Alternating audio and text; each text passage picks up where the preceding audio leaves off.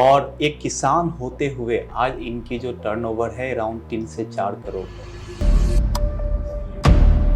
तो 89, 91 यही इस समय का बात है। तो उस समय विद इन 1 ईयर हमने उस बागीचा को 1,35,000 में बेचा। खेती में अगर ये 3 क्राइटेरिया फुलफिल हो जाए तो लोग आना शुरू कर देंगे। 1, हमारे यूथ को ड्रजरी नहीं चाहिए। यहाँ ड्रजरी से मतलब है धूप में निकल के वही रेपिटेटिव काम करना, पसीना बहाना, धूल फांकना, वो तैयार नहीं। गुजरात से, एमपी से, इंदौर से, चंडीगढ़ से एक लड़का पूरा टेंट और बर्तन बासन लेकर आया था यहाँ कि मैं आपके खेत पे टेंट लगा के वहीं लेबर सबके साथ काम करूँगा, काम सीखूँगा। आई डोंट नो, हमको I was very fortunate to be invited by हमारे एक्स प्रेसिडेंट जो हैं प्रतिभा पाटिल जी। उनके यहाँ एक बहुत बड़ा एक कॉन्फ्रेंस हुआ था जिसमें सिर्फ गवर्नर्स, एग्रीकल्चर मिनिस्टर्स और vice chancellors of agriculture universities invited. उसमें हम लोग 2 फार्मर्स थे, एक राजस्थान के फार्मर थे, एक हम थे जो वे इन्वाइटेड तो राष्ट्रपति भवन। जिस दिन सरकार लागू करेगी income tax, I will be one of the first to pay income tax. Sir, आपकी सबसे बड़ी फेलियर कोई याद है जिससे आपको सीखने का मिला? तो आज हमें बहुत खुशी होती है कि जब हमारे वाइस चांसलर यूनिवर्सिटी के आए और जब रिपोर्टर ने उनसे पूछा कि इनके फार्म के बारे में आपको क्या कहना है, तो बोले कि ये फार्म थोड़ी, ये भी तो एक यूनिवर्सिटी है। बिल गेट्स, उनका आई थिंक कि एक अच्छा खासा मेजॉरिटी ऑफ द जो रेवेन्यू आता है उनके फार्म से आता है, और बहुत कम लोगों को पता है ये।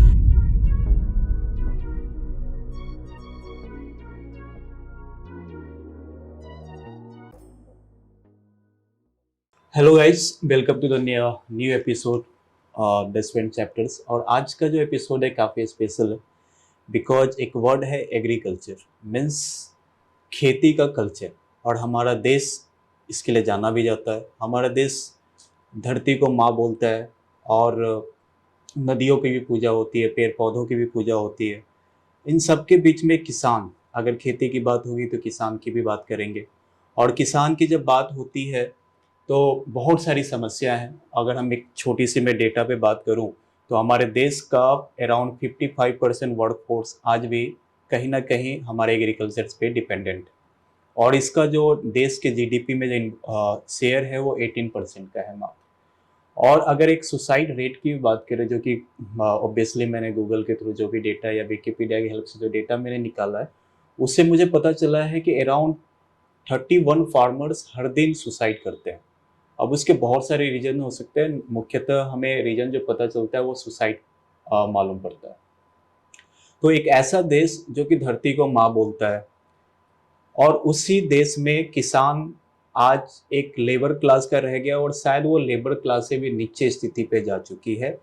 जो दयनीय स्थिति थी वो शायद भयावह स्थिति हो चुकी है, जहाँ दूसरी तरफ जिन देशों में उतनी खेती या फार्मलैंड नहीं भी हैं वहाँ पे ज़्यादा अच्छा फसल या ज़्यादा अच्छी स्थिति है उनकी। और बाकी आप जितनी भी नेबर कंट्रीज़ की बात करें, इवन बांग्लादेश इन सारे कंट्रीज़ की बात करें तो हमें पता चलेगा कि इंडिया की जो स्थिति है फार्मिंग में वो काफ़ी डाउन जा चुकी है। इसके पीछे क्या क्या रीजन्स है, फार्मर्स सुसाइड क्यों कर रहे हैं, और जो नई पीढ़ी है वो फार्मर्स एग्रीकल्चर में आना क्यों नहीं चाहती। सो इन सब सवालों पे हम खुलकर आज बात करेंगे। एपिसोड काफ़ी मज़ेदार होने वाला है बिकॉज आज जो हमारे साथ गेस्ट हैं वो one of the prominent person India के और बिहार के। मुझे आज गर्व हो रहा है इस पॉडकास्ट में, और मैंने सर से टाइम मांगा था। जैसे ही मैं नाम लूँगा शायद आप बहुत लोग उस नाम से परिचय हो जाएंगे। सुधांशु सर हैं हमारे साथ, और एक किसान होते हुए आज इनकी जो टर्नओवर है अराउंड 3 से 4 करोड़। सो सर, मैं आपका स्वागत करता हूँ इस चैनल पे, और मैं चाहूँगा कि आप एक छोटा सा इंट्रोडक्शन दें अपना। नाम तो आप बता ही चुके हैं, सुधांशु कुमार है जी। मेरे गांव का नाम है नयानगर। ये नयानगर पंचायत, हसनपुर ब्लॉक, जी Rosera sub division, district Samastipur, Bihar में है। जी। मेरी पढ़ाई सेंट पॉल स्कूल दार्जिलिंग से हुई है, और मेरे कॉलेज की पढ़ाई हंसराज कॉलेज दिल्ली यूनिवर्सिटी से हुई है, जहाँ से मैंने बीए और एमए दोनों उसी कॉलेज से किया है इन हिस्ट्री। अच्छा। तो साइंस का मेरा बैकग्राउंड नहीं है। और कॉलेज से निकलते निकलते ऑब्वियसली आईएएस की तैयारी भी किए, प्रीलिम्स भी क्लियर किए। अच्छा। पहली बार मेंस नहीं हुआ, दूसरी बार प्रीलिम्स क्लियर किए और उसके बाद सोच लिए कि नहीं, अब मेंस नहीं देना है, मुझे लौट के जाना है गांव। जी। गांव से बहुत लगाव था बचपन से ही और मुझे गांव में ही काम करना था। और चूंकि पिताजी तैयार नहीं थे इस बात के लिए, उनके मन में था कि जितना तुमको पढ़ाई लिखाया, फिर वापस अगर खेती करना था तो फिर इतना हम खर्चा क्यों किए, क्योंकि स्कूल भी सबसे बेस्ट था इंडिया का, कॉलेज भी वन ऑफ द बेस्ट था इंडिया का। तो गुस्से में हम यहाँ से निकल के बोले कि हम नौकरी एक तलाश करेंगे और जहाँ मिलेगा नौकरी वहाँ चली जाएंगे। तो इत्तेफाक से टाटा टी गार्डन में हमने अप्लाई किया और बहुत रिगरस इंटरव्यू के बाद सिलेक्शन हुआ as assistant manager Tata tea garden Munnar के एक टी स्टेट में। पिताजी को उस समय लगा कि लड़का हाथ से निकल रहा है, इतनी दूर चला जाएगा। तब उन्होंने रिलक्टेंटली मुझे खेती करने दिया और एक बहुत ही उजड़ा हुआ बाग मिला। पिताजी को पूर्ण विश्वास था कि 2-4 महीने में ये भागेगा यहाँ से, फिर अपनी आईएएस की तैयारी करेगा। लेकिन नसीब को कुछ और था, लक बहुत अच्छा था, मेहनत भी की, लक भी साथ दिया और जिस चीज़ में हाथ लगाए तो बहुत अच्छी कामयाबी मिली उस ज़माने में और वहीं से मेरा खेती का सफ़र शुरू हुआ। दिक्कतें हुई क्योंकि मेरा नॉन साइंस का मतलब साइंस का बैकग्राउंड नहीं था, आर्ट्स का बैकग्राउंड था। लेकिन बहुत लंबा लर्निंग कर्व है, स्टीप लर्निंग कर्व है और थैंक्स टू एग्रीकल्चर यूनिवर्सिटी जो हमारे डिस्ट्रिक्ट में ही है, इत्तेफाक से बहुत अच्छे अच्छे वैज्ञानिक मिले जो हैंड होल्डिंग की, उंगली पकड़ के चलना सिखाए। हाँ, सीखने का बहुत शौक़ था, तो साइंस से इतना भागते थे और सारा कुछ साइंस ही करना पड़ा, लेकिन चूँकि शौक़ से कर रहे थे शायद इसलिए समझ में आने लगी जी। और इसी तरह मेरा जर्नी शुरू हुआ है यहाँ। बहुत कमाल का जर्नी। मतलब आपके अंदर इंटरेस्ट ऑफ द एरियाज आ गया कि आपने डिसाइड कर लिया था कि करना तो अब किसानी है। एक्चुअली मैं एक डेयरी का बहुत मतलब मॉडर्न प्रोजेक्ट लेके आया था गांव। अच्छा। उस समय तो और ऑब्वियसली पिताजी का साथ चाहिए था, फिर बैंक लोन होता, कोलैटरल की बात होती, तो बिना उनके सपोर्ट का तो नहीं होता। और लेकिन वो तो बिल्कुल नाराज़ हो गए। तो ये नहीं मैं कहूँगा कि मैं गांव आया था खेती करने के लिए, ये प्रोजेक्ट लेके मैं आया था। अच्छा। वो चूँकि नहीं हो पाया, पिताजी नहीं सपोर्ट करने के लिए तैयार हुए, तब this was the second option. लेकिन मेरे ख्याल से जो होता है अच्छे के लिए होता है। अच्छा। सो फिर आपका स्टार्ट हो चुका है और सर स्टूडेंट लाइफ में आपने हंसराज कॉलेज से दिल्ली यूनिवर्सिटी की, और स्कूलिंग आपके बिहार से हुई थी? नहीं, सेंट पॉल स्कूल दार्जिलिंग। अच्छा, दार्जिलिंग से किया था। बोर्डिंग स्कूल है? बोर्डिंग स्कूल है। अच्छा अच्छा, इसलिए शायद आपने पॉडकास्ट के पहले बताया कि आप ऑलमोस्ट बिहार के बाहर ही रहे हमेशा। हमेशा मतलब उसमें तो बोर्डिंग में थे, क्लास 1 से ही बोर्डिंग में थे, कॉलेज भी गए तो उसमें भी हॉस्टल में ही थे। तो समझिए एक तरह से छुट्टियों में ही बिहार आते थे और स्टेट से पढ़ाई भर कोई वास्ता नहीं रहा। लेकिन मन बसा हुआ था गांव में। और ये जो कोर्स आपने चुना था वो आपके अपने इंटरेस्ट के अकॉर्डिंग या मतलब पेरेंट्स का ही सजेशन था कि आर्ट्स में जाना है? नहीं, कोर्स मैंने खुद उस समय तक था कि आईएएस की तैयारी करनी है, तो हिस्ट्री उस पॉइंट ऑफ व्यू से बहुत I mean most probable course था। सब लोग हिस्ट्री लेते थे, हिस्ट्री एंथ्रोपोलॉजी यही सब लेते थे। मतलब there were more chances of getting into IAS with these subjects than the other subjects. Right. Sir आपका टर्निंग पॉइंट तो आपने बता ही दिया था मुझे कि नया नगर आप वापस आए और शायद मतलब जो भी मैंने गूगल किया था, मैंने नोट भी किया हुआ है कि आपको 25,000 शायद घर से मिला था इन्वेस्टमेंट फॉर द।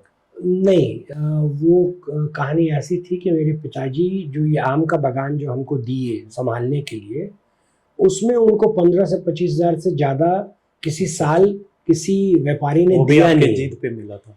हाँ, मतलब बागीचा मुझे मिला था संभालने के लिए। अच्छा। उसका एक साल लॉटरी लगा तो 25,000 रुपया किसी व्यापारी ने दिया था। 16-17 बीघा में आम का बागीचा था। अच्छा। और जब वो बागीचा हमको मिला तो उसको एक कैलेंडर सिस्टम से उसको मैनेज किए, साइंटिफिक तरीके से पूरा कैलेंडर बनाए। और 1989-90 की बात है, तो 89-91 यही इस समय का बात है।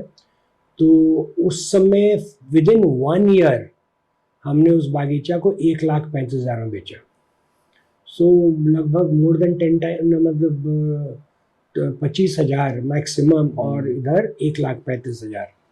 तो ये एक बहुत बड़ा छलांग था उस समय, मतलब Right. 1.65 हम रेट रखे हुए थे बागान का। ऑलमोस्ट 6-10-7 हाँ, और पिताजी उस पर भी गुस्सा हो गए थे कि तुम क्या समझ के इतना रेट रखे हो, कुछ आइडिया है कि कितना पैसा होता है ये? मतलब ऐसे कुछ रख दिए, कोई खरीदेगा नहीं, जो भी आम लगा हुआ है सब सड़ जाएगा। तो उनके डर के मारे 1.35 में, अगर 2-4-10 दिन और रुकते तो 1.65 में मिल जाता। अच्छा। वाकई में फैमिली प्रेशर आपका साथ था, बट आपकी जिद और शायद पैशन आपको आगे बढ़ाते चले जी। अब ये एक पहला सक्सेस था मेरा जी। और फिर बाकी चीज इसी से फ्लो आउट करना शुरू हो गया। अच्छा सर, तो आप मुझे ये बताइए क्योंकि आपकी जो भी वीडियोज या इंटरव्यू में आपने बहुत सारा कुछ बोला है कि you are focusing more on the automated farming. तो ये ऑटोमेटेड फार्मिंग क्या है? एक्चुअली अगर आप देखिएगा तो शुरुआत तो हमने अपने खेती की गेहूँ, मक्का, मसूर, सरसों, इसी से, क्योंकि उस समय ट्रेडिशनल वही चलता था। और जब उसको हम लोग एक मुकाम तक पहुंचा दिए, मतलब जितना उसको डेवलप कर सकते थे, और फिर भी लग रहा था कि नहीं, ये गैप बहुत ज़्यादा है, जो खेत से इनकम आ रहा है और जो एक आदमी को एक स्टैंडर्ड लिविंग चाहिए एक आदमी को, वो दोनों एंड्स मीट नहीं हो रहे थे। तो निरंतर एक्सपेरिमेंट चल रहा था कि हम कैसे टेक्नोलॉजी लाएं, मशीन्स लाएं, कंबाइंड हार्वेस्टर लाएं, सीड ड्रिल लाएं, कैसे इनपुट कॉस्ट कम हो, कैसे इनकम और बढ़े। लेकिन एक थ्रेशोल्ड पे पहुंचकर मक्का में और गेहूं में फिर आगे आमदनी बढ़ नहीं पाया। और उस समय इतना रेट भी नहीं था गेहूं का, मक्का का भी तो बहुत अच्छा रेट है। इनफैक्ट मक्का गेहूं को बीट कर रहा है। तो आज भी अगर हम कैलकुलेट करते हैं तो गेहूं में 42-43 हज़ार रुपया, पहले 35-36 था, अब बढ़ के 42-43 हुआ। मक्का पहले 38 से 40 था, अब 50 छू रहा है profit. But that was not enough.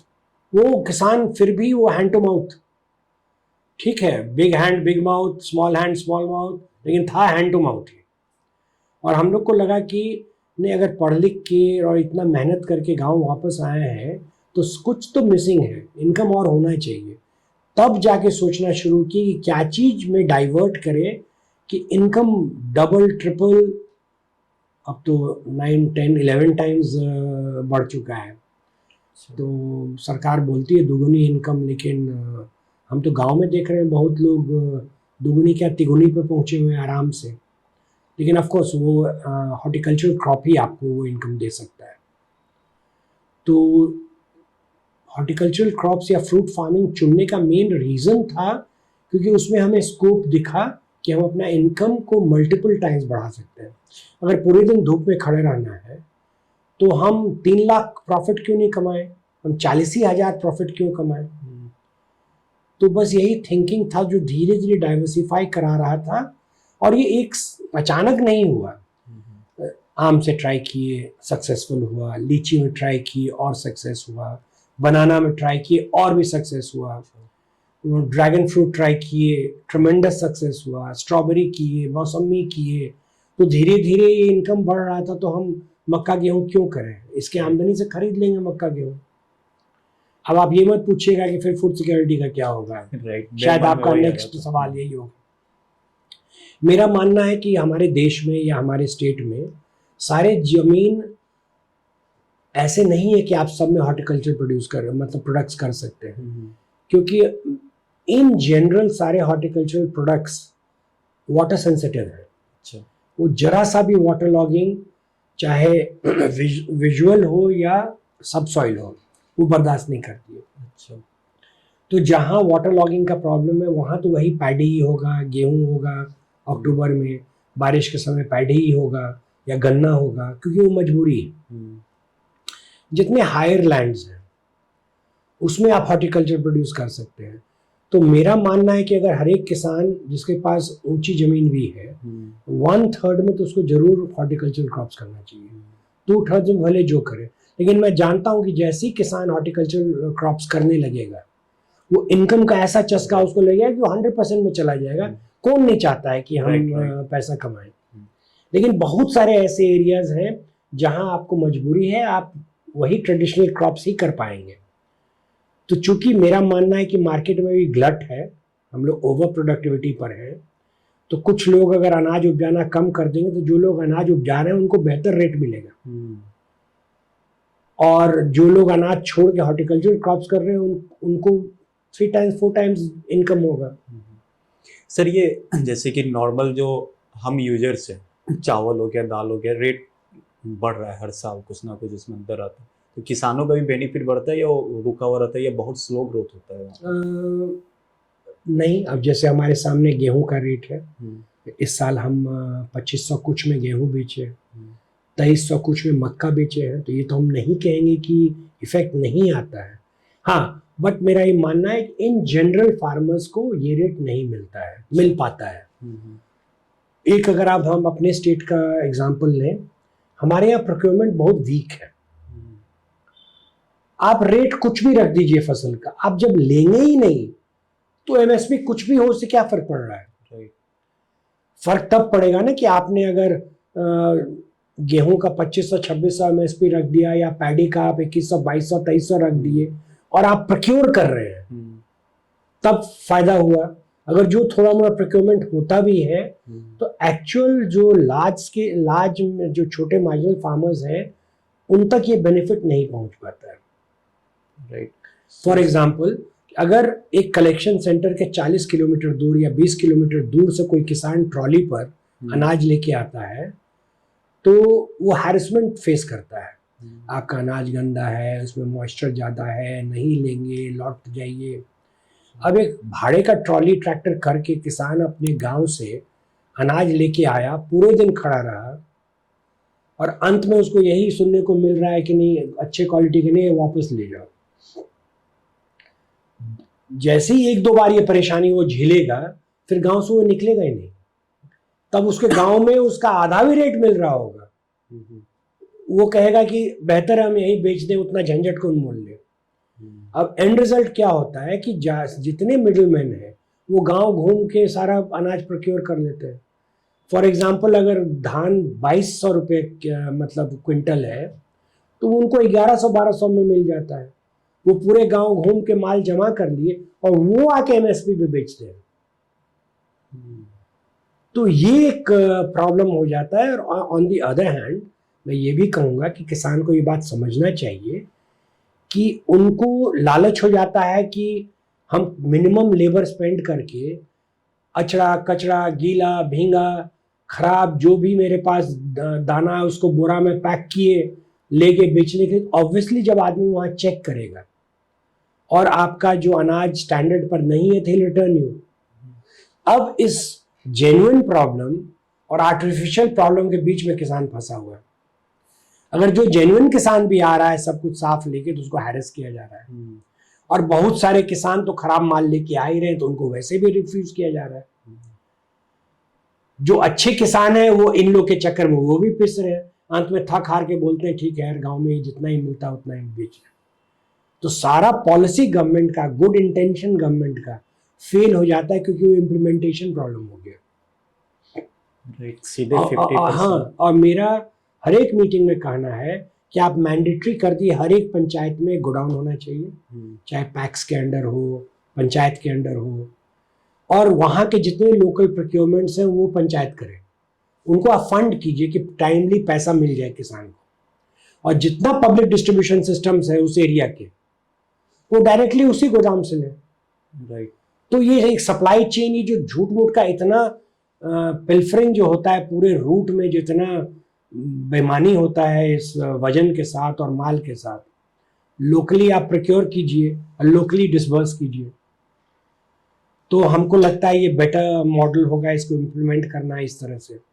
और शायद अब गवर्नमेंट मैंडेटरी कर रही है एवरी पंचायत में गोडाउन बनाना, काफ़ी फंड भी इस चीज़ के लिए दिया गया है। तो होपफुली ये पॉलिसी अगर इम्प्लीमेंट हो जाए कि गोडाउन पंचायत में ही रहे, प्रोक्योरमेंट तो किसान को दूर नहीं जाना पड़ेगा, वो अपने लोकल में लेके आया, तो तब उसको वहाँ चूंकि लोकली आदमी इसको डील कर रहा है तो वो थोड़ा सा ज्यादा कंपैशनेट होगा, और किसान को भी मालूम है कि हम साफ सुथरा नहीं लेंगे तो नहीं लेगा।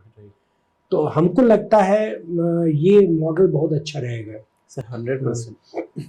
बिकॉज अभी रिसेंटली न्यूज आया था कि कोई परवल अपना मतलब उसी तरीके से अरेस्ट होके शायद पूरा रोड पे फेंक दिया था तो प्याज। ये एक दूसरा प्रॉब्लम है। वाई, क्यों आप जो सब किसान जो फसल कर रहे हैं वो आप क्यों कर रहे हैं? आपको थोड़ा सा लीक से हट के करना होगा। गलत हो जाएगा मार्केट में तो 8 आना 1 रुपये 2 रुपया होगा। ये आपकी जिम्मेवारी है कि आप ऐसे फसल चुने जिसमें आपको रेट अच्छा मिले। राइट, ठीक है, इतना आसान नहीं है और बहुत सारे प्रॉब्लम्स हैं, लेकिन लक्ष्य किसान को यही रहना चाहिए कि लीक से थोड़ा हट के हम काम करें। राइट। मतलब वो एक कम से कम एक थॉट होना चाहिए कि मुझे कैसे एक स्ट्रेटजी होना चाहिए मेन, जैसे कॉर्पोरेट वगैरह में एक स्ट्रेटजी या गोल लेकर काम करते हैं जो आपके काम में सीधा दिखता है, सिंपल सा। सर, तो आपका मैंने ये भी देखा था एक इंटरव्यू में आपका कि आप या एक ब्लॉग भी पढ़ रहा था, क्योंकि जब मैं आपके लिए वेट कर रहा था उसमें था कि आप सुबह का शुरुआत ऐसे करते हैं कि आप एक रूम में गए और वहाँ से एक बटन को प्रेस किया और वो ऑटोमेटिकली शायद फर्टिलाइजर प्लस आपका इरिगेशन 2 काम हो जाता है और उस बीच में आप एक मूवी फिनिश कर लेते हैं। अब मतलब बोलने के लहजा में बोला जाता, मतलब trying to show to the farmers कि इतना आसान भी हो सकता है काम करना, कि आप इंजॉय कर रहे हो और आपका काम भी हो रहा हो। तो ये ऑटोमेटेड फर्टिगेशन सिस्टम होता है जो हमने अपने फील्ड्स में लगाया है, क्योंकि मेरा मानना था कि अगर किसान को पानी पे नियंत्रण नहीं होगा तो उसको रिजल्ट नहीं मिलेगा, वो भगवान भरोसे नहीं रह सकता है। अगर पानी पे हमारा नियंत्रण है और खाद पे नियंत्रण है तो ये 2 प्रॉब्लम को आप कंट्रोल अगर करेंगे तो फिर प्लांट को और क्या चाहिए? अब तो सिर्फ सन बचा जो कि अबंडेंट है, उसको कोई रोक नहीं सकता है। सिर्फ पानी और खाद आपके कंट्रोल में नहीं है। तो अगर इसको हम कंट्रोल कर ले तो मेरा इनपुट कॉस्ट पे कंट्रोल होता है। फिर हम ऑन डिमांड फसल को पानी और खाद देते हैं, क्राइसिस मैनेजमेंट नहीं करते हैं, और फसल को जितना समायतन पानी और खाद मिलेगा उतना अच्छा उसका ग्रोथ होगा, उतना अच्छे से मैच्योर करेगा, प्रोडक्टिविटी बढ़ेगी एवरी पहलू पर। तो आप 2 धारी तलवार हो गया, इनपुट कॉस्ट भी कम हो रहा है और प्रोडक्टिविटी बढ़ रहा है, तो इससे मुनाफा आपका बढ़ रहा है। और चूंकि ऑटोमेटेड सिस्टम है, हमने शेड्यूल बना दिया कि सेक्शन 1 आधा घंटा, section 2 30 minute 35 minute, section 3 45 minute, इस तरह से हम जो है सो जितने सेक्शंस हैं हमारे उसको कंप्यूटराइज कर दिए और बटन ऑन कर दिए। और थैंकफुली बिहार में 22 घंटे बिजली रह रही है गांव में, तो आराम से बैठे और तब तक काम हो रहा है, तब तक हम अपना दूसरा काम कर रहे हैं। कहने के लिए कह सकते हैं कि जब तक हम एक सिनेमा देखते हैं तब तक मेरा काम हो जाता है। तो लिटरली मतलब इट इज एन एक्सप्रेशन। फसल को मेनली तो यही 2 चीज चाहिए जब तक वो अंडर प्रोसेस है। जी जी, राइट, सनलाइट और पानी। सनलाइट, पानी, खाद, बस। ऑफ कोर्स पेस्ट मैनेजमेंट है, बहुत सारे और चीजें, बट मेजर ये मतलब ये 3 चीज है जिससे फिर आपका हो सकता है। अगर आप इस पे कंट्रोल कर ले कम से कम पानी और खाद पर, तो other things will follow. Right, that's interesting. और आपका ये ड्रिप एंड स्प्रिंकल सेंसर ये काफी आप शायद यूज करते, राइट? थोड़ा सा ये बताएंगे मतलब इंस्ट्रूमेंट्स के बारे में जो आप यूज करते हैं। ये एक्चुअली 2007 में हमने अपने लीची के बगान में जी एक माइक्रो इरिगेशन सिस्टम लगाया। तो micro irrigation consist of drip and micro sprinkler. अच्छा, तो हमने ये दोनों सिस्टम लगाया लीची में, बिकॉज लीची बहुत वाटर सेंसिटिव है और हीट सेंसिटिव है। अच्छा, तो स्प्रिंकलर हमने इसलिए लगाया कि हम माइक्रो क्लाइमेट को मैनेज कर पाए। अगर मान लीजिए पानी का फुहारा चल रहा हो बागान में और हल्की अगर पछिया हवा चल रही हो तो it has a cooling effect in the orchard. Plus humidity build होता है कब? जब लीची को मोस्ट नीडेड, अप्रैल के महीने में हॉटेस्ट जब रहता है, उस समय अगर हम पानी को कंट्रोल नहीं किए लीची में तो लीची हाथ ही नहीं लगता था, मतलब इतना मायूस हो गए थे कि इस फसल से, बस क्योंकि पानी पे कंट्रोल नहीं था। और जैसे ही पानी पर नियंत्रण हुआ, खाद पर नियंत्रण हुआ, फ्रूट ड्रॉपिंग कम हो गया, फ्लावर ड्रॉपिंग कम हो गया, फल का साइज बढ़ गया, सीड पल्प रेशियो बेटर हो गया, क्रैकिंग रुक गया, स्क्रॉचिंग जो मतलब झुलसना होता है वो रुक गया। तो लीची में अगर इतना चीज को आप कंट्रोल कर लिए तो बम्पर हार्वेस्ट हुआ है पर। राइट। तो और इससे बहुत अच्छा रिजल्ट्स मिला हम लोग को, मतलब हम लोग लीची के इनकम को हमको लगता है 2-3 टाइम्स हम बढ़ा पाए जस्ट बिकॉज ऑफ दिस। तो उस समय ये ऑटोमेटेड नहीं था, ये मैनुअल था। जब मैनुअल लगा लिए तब लगा कि ये दौड़ के वो वैल पर जाओ, दौड़ के वो वैल पर जाओ, 15 एकड़ का प्लॉट है, तो काफ़ी परेशानी होती थी लेबर को भी, हम लोग को भी। तब दिमाग में आने लगा वो काश ये बटन पे होता है कि बटन दाबे वो वैल बंद, बटन दाबे वो वैल खुल गया।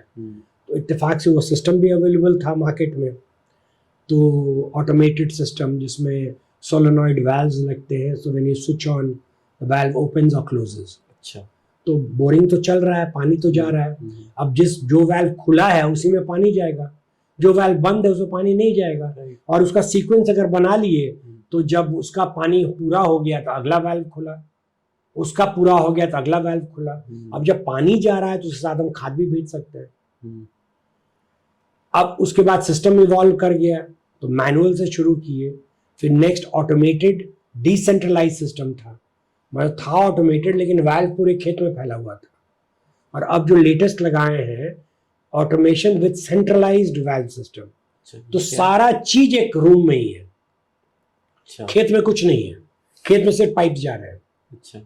और हम एक रूम में बैठ के सारा चीज कंट्रोल कर सकते हैं। अच्छा। तो ये इवॉल्व किया, हाँ, manual, automatic decentralized, automatic centralized. अब इसमें हमने ऐड इन कर दिया sensors, moisture sensor, weather station, और ये इस चीज में और इजाफा होते जा रहा है कि कैसे हम ब्लाइंड नहीं रहे, मेरे किस खेत में किस कोने में पानी है नहीं है, मॉइस्चर कहाँ कम हो रहा है। हो सकता है एक प्लॉट में 2-3 तरह का मिट्टी हो, जो बलुआही मिट्टी है उसको पानी जल्दी जल्दी चाहिए, जो क्लेई सॉइल है उसको कम पानी चाहिए। तो ये सारा चीज हम कंट्रोल कर सकते हैं। तो बस नियंत्रण अगर मेरा बेहतर हो गया तो हम अपने प्रॉफिट्स को बेटर मैनेज कर सकते हैं। राइट। हम मैनेजमेंट बेटर कर सकते हैं। सर एक और चीज, जैसे आम भाषा में बात क्या होती है, जैसे हमारा भी पेड़ पौधा, तो इसमें सब लोग बोलते हैं कि एक सीजन आपका आम बहुत अच्छा होगा और दूसरा सीजन नहीं होगा, ये साइकिल चलता है, इसमें सच्चाई है? हाँ, सच्चाई है इसमें। इसको मैंगो को बोलते ही है ऑल्टरनेट बेयरिंग। अच्छा। तो जितने नए हाइब्रिड मैंगो आए हैं उसमें ये ऑल्टरनेट बेयरिंग का प्रॉब्लम को सॉल्व कर दिया गया है। अच्छा। लेकिन विडंबना क्या है कि वो जो हाइब्रिड मैंगो आ रहे हैं वो ट्रेडिशनली लोग प्रेफर नहीं करते। अब जैसे बिहार जैसे जगह में मालदा ही आम माना जाता है। मालदा छोड़ दीजिए, बाकी टोटल बिज्जू है जी। तो आप अल्फांजो क्यों नहीं लाके दे दीजिए और केसर लाके क्यों नहीं दे दीजिए, एक बिहारी को आप मालदा छोड़ के दूसरा आम ही नहीं पसंद आएगा। तो मान लीजिए, और मालदा इज ऑल्टरनेट बेयरिंग। हाँ, ये मैंने देखा है कि अगर आप अच्छे से मैनेज कीजिएगा ऑर्चर्ड को तो एक साल बहुत अच्छा और एक साल कम होगा, जीरो नहीं होगा। लेकिन जो लोग मैनेज नहीं कर रहे हैं वो एक साल जीरो हो जाएगा और एक साल थोड़ा अच्छा होगा। हम लोग का क्या होता है, एक साल अद्भुत होता है और एक साल अच्छा होता है। मान लीजिए अगर एक साल हम 30 लाख में अपना आम का बागीचा बेचे तो अगले साल 10-12 लाख में बेचेंगे, तो नील तो नहीं गया। बाकी लोग अगर 5 लाख में एक साल बेचेंगे तो अगले साल 0 में बेचेंगे। ये सिर्फ मैनेजमेंट का फर्क है। राइट। और ये सारी फसल में लीची पे भी है? लीची का अलग? लीची में इतना ज्यादा प्रोनाउंस नहीं है, लेकिन शाही लीची जो है उसमें एक साल बहुत ज्यादा होता है और एक साल थोड़ा कम होता है। अच्छा। फिर उसी में एक चाइना वेराइटी होता है, वो ऑल्टरनेट बेयरिंग है। अच्छा। एक साल होगा एक साल नहीं होगा, तो उसमें भी आम की तरह है, उसमें भी सेम मैनेजमेंट से हम लोग थोड़ा बहुत प्रोड्यूस कर सकते हैं। उसमें फिर गर्डलिंग नया नया टेक्निक्स आया है और उस सबको भी हम लोग ट्राई कर रहे हैं। और रेशियो भी 60-40 में लगाते हैं। चाइना इसलिए लगाते हैं क्योंकि बहुत ज़्यादा फ्रूट बेयर करता है। तो हमको लगता है मे बी अगर 2 साल का आप जोड़ें तो उसका एवरेज बहुत खराब नहीं होगा। हम्म, शाही चूंकि फ्लेवर और टेस्ट के लिए है तो उसका यील्ड थोड़ा कम होता है compare to China. Okay. China अगर फल जाए अच्छा से हम्म, तो माइंड बॉगलिंग फ्रूट होता है एक पेड़ में। हाँ ये मैंने देखा है, दोनों जी। में अंतर तो होते हैं। बिकॉज हमारा भी लीची का बाग है, तो इसलिए मेरे माइंड में ये क्वेश्चन आया, क्योंकि वहाँ पे यही सेम जो आप प्रॉब्लम होता है, एक एक टाइम बहुत अच्छे से होगा, फिर दूसरे साल एकदम गायब तो नहीं होता, बहुत बहुत कम हो जी। जाता है। तो ये आपने एकदम से सही बोला। और इसके बाद आपका आ जाता है, बिकॉज आपने टेक लगा लिया, और एक और चीज़ साइंटिफिक सपोर्ट ऐसे भी आपने बताया कि आपको जाके पूसा यूनिवर्सिटी में आपने सीखा है और वहाँ के रिसर्चर्स बिल्कुल। ने आपकी काफ़ी आई मदद वॉज की है। फॉर्चुनेट राइट कि हमको ऐसे ऐसे वैज्ञानिक मिले अपने इस जर्नी में। सर, एक और सॉरी टू इंटरप्ट, मतलब आपका जीरो नॉलेज था खेती में? जीरो जीरो नॉलेज जीरो था। नॉलेज। अच्छा सर, प्लीज कंटिन्यू। तो सॉरी वो क्वेश्चन क्या था? पूसा यूनिवर्सिटी ने आपको कैसे हाँ। हेल्प किया? तो मतलब आई वॉज फॉर्चुनेट कि हम जब जब गए हेल्प मांगने जी। तो हमें ऐसे साइंटिस्ट मिले जो दूरभाष पर हेल्प नहीं कर रहे थे, फील्ड पे आके हेल्प कर रहे थे। ओके। तो ये हमारे लिए एक बहुत बड़ा वरदान था। और हम अपने RAU पूसा एग्रीकल्चर यूनिवर्सिटी को हम धन्यवाद दे सकते हैं कि हमारे जैसे नॉन एग्रीकल्चरल आदमी को उन्होंने खेती करना सिखा दिया। राइट। सो उन्होंने पूरा आपका सॉइल टेस्टिंग से लेकर हर चीज में मदद की। कैलेंडर बनाना, डोजेज Okay. बताना, इंसेक्ट्स को आइडेंटिफाई करना, हम्म, शेड्यूलिंग करना, मतलब रूटीन बद्ध एक काम करना। राइट। तो उसी से हमने ये सीखा कि खेती में आप प्रॉब्लम के लिए इंतजार नहीं कर सकते हो। When you see the problem आप 25% हार चुके। Prevention is the issue out here कि कैसे एक हम जान रहे हैं ना ये कीड़ा का समय ये है, इस प्रॉब्लम का समय ये है, राइट तो राइट हमको प्रिएम्प्ट करना है उसको। राइट हमको मतलब पहले ही उसका तोड़ सोच लेना है और एक्शन में आ जाना है। राइट। अगर हम वेट करेंगे तो वो कीड़ा इतना फास्ट मूव करता है 24 घंटा में, तो वो काय पलट कर देगा पूरा आपके खेत।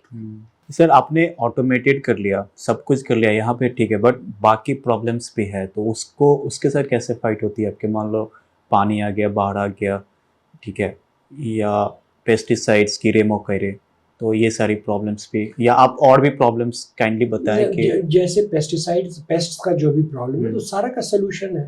अच्छा। कंसर्न क्या है कि आपके पास गुड एग्रीकल्चर प्रैक्टिसेस का पूरा सिस्टम रहना चाहिए। और वाटर लॉजिंग, ये सब वाटर लॉगिंग इत्तेफाक से नहीं है। मेरे जिस खेत में है उसमें अलग तरह का फसल करते हैं। अच्छा, जिसमें नहीं है उसमें प्राइम प्रोडक्ट्स फसल करते हैं। मतलब उसी के स्ट्रेंथ को आप यूज हाँ, कर लेते हैं। बिल्कुल बिल्कुल। तो हम तो यहाँ एडवाइस करते हैं कि अगर बहुत ज़्यादा वाटर लॉगिंग आपके खेत में है तो प्लीज़ आप फिशरी की तरफ मुड़िए। अच्छा। आप नेचर के अगेंस्ट क्यों जा रहे हैं? जो आपका परिस्थिति है उस हिसाब से आप उसको ढालिए ना। और बहुत लोग कर रहे हैं। इनफैक्ट बिहार में पोल्ट्री और फिशरी इतना तेजी से ग्रो कर रहा है। सर और ये मार्केटिंग स्ट्रेटजी नेक्स्ट स्टेप, मतलब ये ऐसा हो गया, मैं थोड़ा सा रिवाइज कर देता हूँ। फर्स्ट स्टेप आपका प्रोडक्शन हो गया जहाँ पे आपने खेती किया, और सिलेक्टिव मैनेजमेंट वो तो मुझे पता चल ही रहा है, और साथ में आप ये भी बताइए कि आपके जो मेजर क्रॉप्स हैं जो आपको ज़्यादा प्रॉफिट दे रहे हैं या जिन पे आपका ज़्यादा फोकस है या पूरे बिहार में नहीं हो रहा है, उस पर आपने कुछ नया करने की कोशिश की? जैसे हम लोग स्ट्रॉबेरी कर रहे हैं जी और उसका जो सीज़न है अभी सितंबर अक्टूबर से शुरू होगा। जी। ड्रैगन फ्रूट लगाए हैं, सीडलेस मौसमी लगाए हैं। अच्छा। बनाना पर बहुत ज़्यादा फोकस है और हम हर एक किसान को एडवाइस भी करते हैं to start with banana. Okay. वो ज़्यादा शॉर्ट क्रॉप है और हमारे इस एनवायरनमेंट का चीज़ है। बाकी स्ट्रॉबेरी है, ड्रैगन फ्रूट है, ये सब एनवायरनमेंट के बाहर का चीज़ है। और केला संभल जाता है किसान से और प्रॉफिट बहुत अच्छा है केला में। अगर आप मेहनती किसान हैं तो 2.5 लाख रुपए आपका कहीं नहीं जाएगा प्रॉफिट साल का।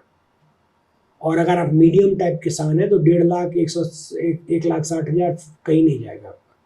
और बहुत ज़्यादा मेहनत करते हैं और वैल्यू एडिशन अगर आप कर लिए केला में तो 3.5 लाख तक चला जाएगा प्रॉफिट आपका। केला में तो वेराइटीज होता होगा। हम लोग अभी फोकस कर रहे हैं ग्रैंड नान मतलब एक्चुअल नेम है G9 करके लोग जान रहे हैं इसको। वो एक टिश्यू कल्चर प्लांट है, बहुत बड़ी बड़ी कंपनी इसको डील करती है और सबसे अच्छा रिजल्ट मिल रहा है इससे। शॉर्ट ड्यूरेशन, मेजॉरिटी एक साथ मेच्योर करती है, अच्छा वेट होता है बंच का, you can hit an average of 38, 39, 40 तक आप जा सकते हैं। ओके। तो ये किसान के लिए थोड़ा ज़्यादा श्योर शॉट है, बीच में आपदा नहीं आए तो ये श्योर शॉट है। राइट सर, मार्केटिंग स्ट्रेटजी क्या रहती है आपकी? आप भी मार्केट में जाते हैं या शुरुआत से बताना आप, मतलब कैसे कैसे आपके स्ट्रेटजी में चेंज ले जाए? मतलब हमारा तो जैसे कि जब लार्ज स्केल में हमको याद है जो आम किए जी। तो थर्ड पार्टी को बेचते थे, ओके। एज ट्रेडिशनल रूल था। इस और मार्केट में थर्ड पार्टी जो है हमेशा 1/3 1/4 प्राइस पे लेती है, मतलब वही मार्केट में जाके जो बाजार से typical अभी लेके जो बाजार से नहीं लेके। नहीं जो आपका बागीचा आके खरीद लेता है। अच्छा अच्छा, व्यापारी जो व्यापारी। तो हम लोग जब आंकने लगे कि बागीचा का क्या एस्टिमेट होना चाहिए, जी। तो हम लोग एस्टिमेट कुछ करते थे और व्यापारी जो है वो कुछ बोलता था, अच्छा। और आप मजबूर थे। तो एक दिन हम लोग ने ठान लिया कि नहीं, अपने से बैठ के बेचना है। अच्छा। लिटरली पालथी मार के बैठ के तराजू से तौल के 15 बीघा का आम बेचे। बहुत सुनना पड़ा। मार्केट जाकर नहीं, इत्तेफाक से लोग आते थे लेने। अच्छा अच्छा, तो मतलब वही बाग में और बहुत ताना सुने लोग का, खत्म है, अब तो तराजू लेके बैठ गया, ये लोग एक आम बेचता है गिन के। लेकिन इससे एक बहुत बड़ा फायदा क्या हुआ, मतलब इससे दो हमको रिजल्ट मिला। ताना सुने लेकिन वी डिडंट बॉदर, क्योंकि हम जान रहे थे मेरा चीज है, हमको हम मेहनत कर रहे हैं, हमको इसका रिजल्ट चाहिए। एक तो अपने बागीचे का औकात मालूम हो गया। अभी तो ब्लाइंड थे ना, एस्टिमेट करते थे, अंदाज करते थे कि इतना आम होगा। तो ये मालूम हो गया कि हमारे बागीचे में इतना क्विंटल आम होता है, एक बेस लाइन एक बन गया। राइट। और इतना आम का इतना कीमत होता है। अच्छा, उस साल जो हम कीमत मांग रहे थे शायद 12 लाख या 13 लाख था। कब की बात होगी? ये दिस इज मिडवे अराउंड 98, 99 या 2000 की बात होगी। और व्यापारी जो है वो 9-10 लाख से ज़्यादा, 8 लाख से ज़्यादा नहीं बढ़ रहा था। तो हम लोग जिद पकड़े हुए थे। अच्छा, उसको ये था कि जाएंगे कहाँ, नहीं बेचेंगे तो। राइट। उसके बाद बैठ गए अपने बेचने के लिए, और उस साल शायद 16 के 17 लाख का आम बेचे। तो दो फायदा हो गया, एक तो हमको पता चल गया कि मेरे बागीचे का औकात क्या है, दूसरा व्यापारी को ये पता चल गया कि बड़े जिद्दी आदमी है, नहीं इनका दाम दोगे तो खुद बैठ जाएंगे बेचने के लिए। राइट। तो you can say this was my first marketing move. Okay, या सेम वे लीची में जब गए तो वही प्रॉब्लम, हम मात्र 1.25 लाख रुपया मांग रहे थे, व्यापारी 85,000 बोल रहा था। उस समय थोड़ा बागीचा छोटा भी था, और ये भी कह रहा था कि आज तय कर लीजिए तो कल इतना भी नहीं देंगे आपको। तो इत्तेफाक से कोई जान पहचान के लोग थे, वो मुजफ्फरपुर यहाँ से 100 किलोमीटर दूर है, वहाँ एक प्रोसेसर के पास ले गए जो पल्प बनाता था। उसने शर्त रख दी कि सुबह 9 बजे के पहले लीची चाहिए, नहीं तो हीटेड लीची हम नहीं लेंगे आपका। भाई 9 बजे अगर आपको हम सुबह लीची दें तो हम तोड़ेंगे कब? राइट। घर आए, सब लोग सोचे इस चीज के बारे में, फिर क्या कोई बात नहीं, रात के 8 बजे से तोड़ेंगे। तो रात के 8 बजे से, उस समय हमको याद है ट्रैक्टर का हेडलाइट, वो गैस वाला लाइट, टॉर्च, ये सब लेके, आप सोच सकते हैं 80-90 लेबर रात में लीची तोड़ रहा हो, कितना वो खाया होगा। कभी पत्ते के नीचे कोई सोया हुआ मिल रहा है, कभी उस पत्ते के नीचे कोई सोया हुआ मिल रहा है। लेकिन we took this in our stride. हम लोग को लगा इसको आप एक्सपेंस समझ लो, प्लकिंग एक्सपेंस। 12 दिन 10 दिन 12 दिन हम लोग दिन में सोते थे, रात में जगते थे, 5 बजे लोड करते थे और 9 बजे तक उसको फैक्ट्री पहुंचाते थे। और उस समय बिहार के रोड्स मतलब कांप जाते हैं आप, अगर आपको जाना होता उस रोड में। 100 किलोमीटर हमारा पिकअप कोई या ट्रक जो जाता था, 407 उस समय था, 5 आवर्स लगता था। तो 5 बजे अगर लोड किए तो 9, 9:30, 10 बज जाता था, लेकिन सप्लाई कर दी। और सीजन जब समाप्त हुआ तो 3,75,000 का चेक मिला उनको। तो इसको भी आप एक मार्केटिंग स्ट्रेटेजी कर सकते हैं इनिशियल। राइट। इसके बाद हम लोग क्या किए, आम में फिर उसके बाद दिक्कत नहीं हुआ। आम में फिर जो रेट हम अपना बोले उस रेट में व्यापारी लेता था, और इतना अच्छा रेपुटेशन बन गया था कि बागीचा से ही टोटल आम बिक जाता है। और हमारे इलाका में कोई भी आम किसी का हो, वो हमारे बागीचा का ही कह के बेचता है और उसका 5 रुपए ज्यादा लेता है। आपके इस स्टेप से बाकियों को भी फायदा मिला।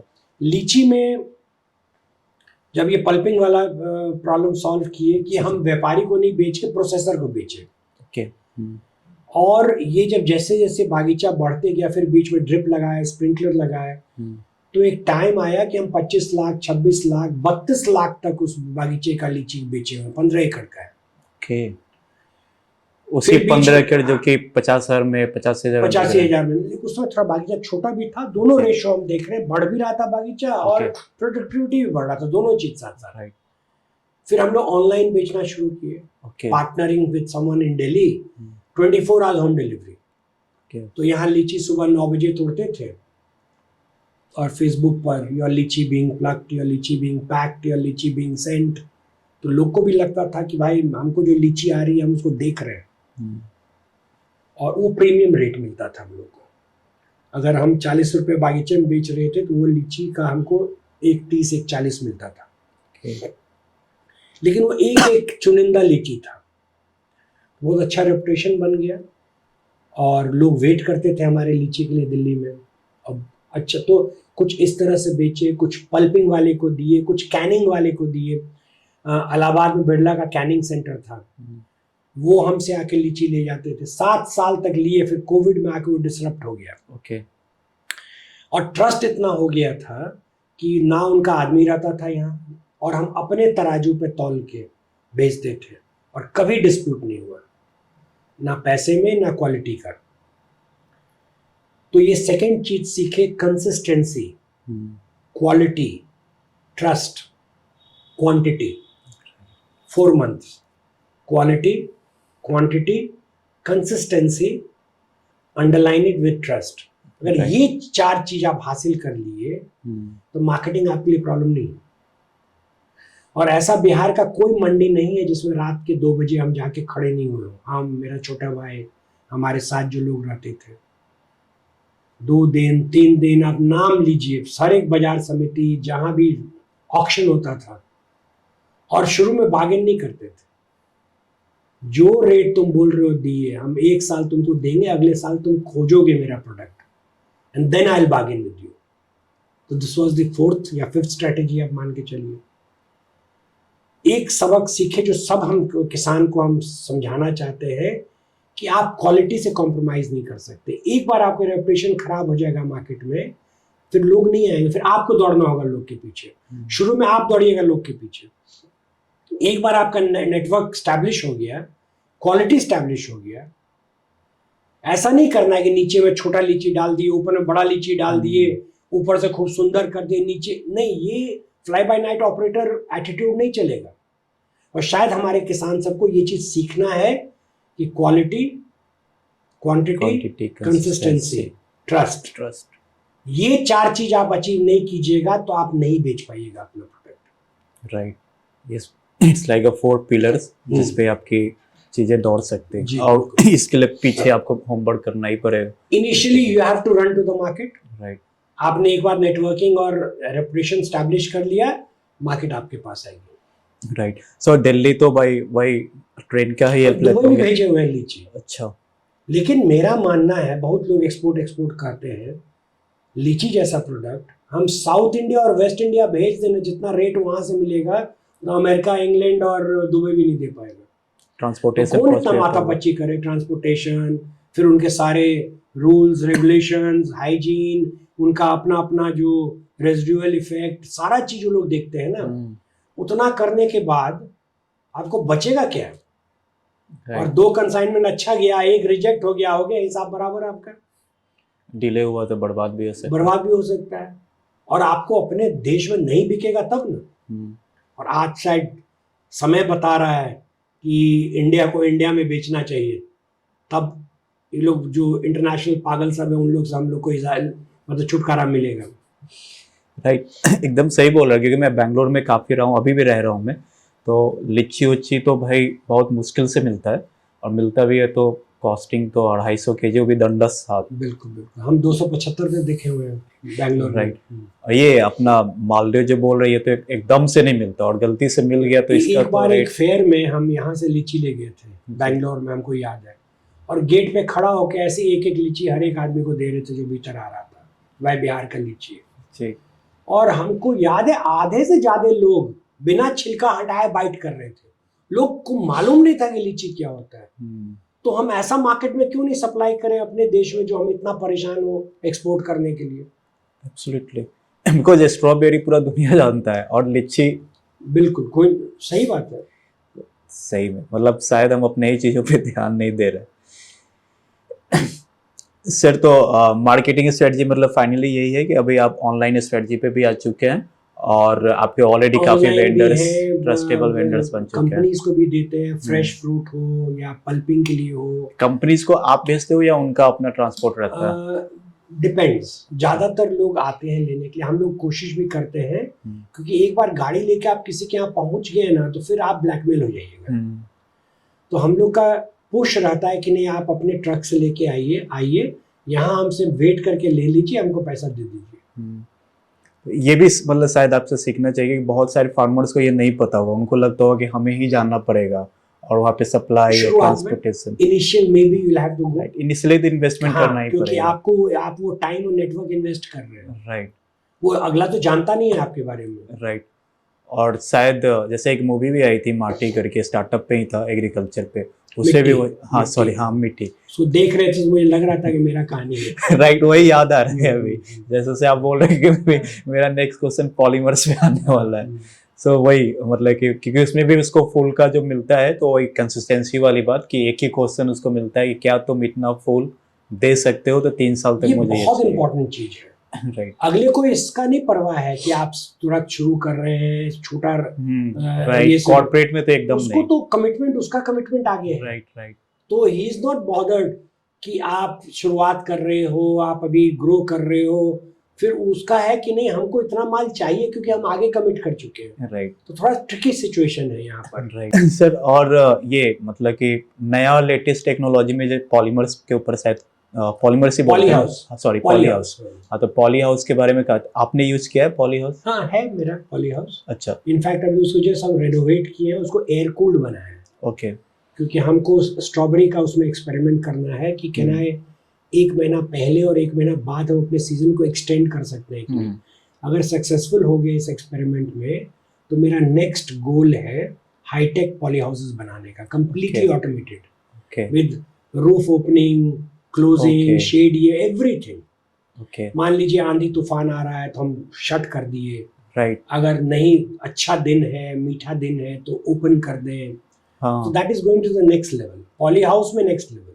सर ये ग्रीन हाउस इफेक्ट का भी क्वेश्चन उठता है इसके ऊपर लेकर, कुछ है ऐसा? Green house effect in the sense, green house मतलब आप पूरा अंडर में ही कंट्रोल कर रहे हैं ना, तो फिर पेड़ पौधा से जो गैसेज या जो चीजें निकलती है, तो सारा वेंटिंग सिस्टम रहता है ना।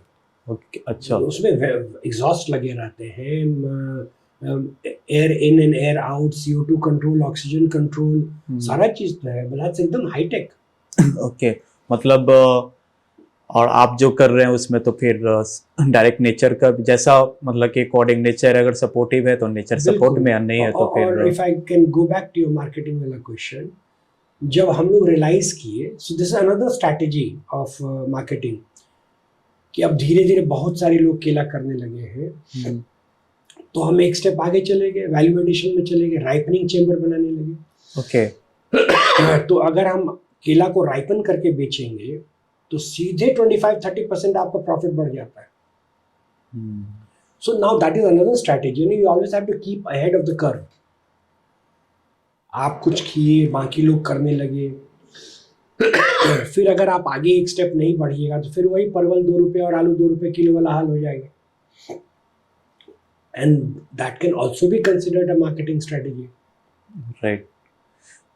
मीन्स आपका अभी तक आपके जो मेजर क्रॉप्स है मतलब उसमें तो आपने कुछ बताया, सो आप एक बार अभी बताना मेरा चाहिए। मेजर क्रॉप बनाना हो गया है। बनाना हो गया। जी। और कितने फसल्स लगभग आप उपजाते हैं, मतलब एक साल में अगर बात की जाए तो कितने तरह के अभी फसल्स अभी हैं? मतलब गुआवा है, कस्टर्ड एप्पल है, जामुन है, मौसमी है, ड्रैगन फ्रूट है, स्ट्रॉबेरी है, बनाना है, लीची है, मैंगो है। ओके। और क्रॉप्स में? और क्रॉप्स में अब तो बहुत कम जगह बचा क्रॉप्स के लिए। Wheat and maize major. Okay. तो अभी आपके अकॉर्डिंग कौन सा क्रॉप्स में ज़्यादा फायदा है? ट्रेडिशनल में मक्का, मक्का।